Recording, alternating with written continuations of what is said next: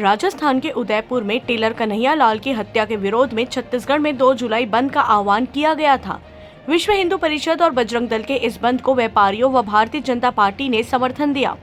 Tilde Neora के Chhattisgarh chamber of commerce, Chhattisgarh युवा chamber of commerce एवं कैट इकाई टिल्डा ने बंद को समर्थन दिया। टेलर की हत्या के विरोध में सुबह से दोपहर 2 बजे तक सभी व्यापारिक प्रतिष्ठान बंद रहे। व्यापारियों द्वारा बंद का पूरा समर्थन प्राप्त था, जिसके चलते छोटी छोटी दुकानें भी बंद रही।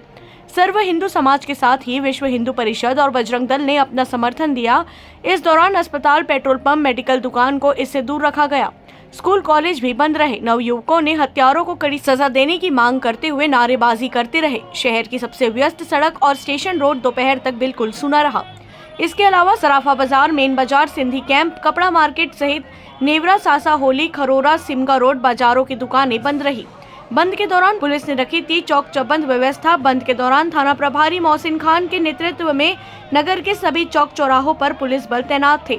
बंद शांतिपूर्ण ढंग से हुआ, कहीं कोई विवाद की स्थिति घटना घटित नहीं हुई। आदरणीय साथियों, उदयपुर की घटना को लेके जो भारतीय जनता पार्टी राजनीतिक लाभ लेने की कोशिश कर रही है, वो अपने आप में एक गलत निर्णय है उनका।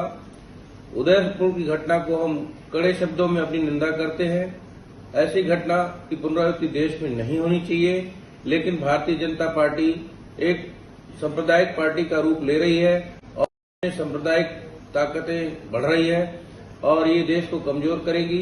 ऐसी स्थिति निर्मित नहीं करनी चाहिए देश में। और मैं देशवासियों से अपील करता हूं कि ऐसी घटनाओं की हमेशा भत्सना कर सकती है, लेकिन किसी संप्रदाय विशेष के खिलाफ एक माहौल खराब करना उचित नहीं है।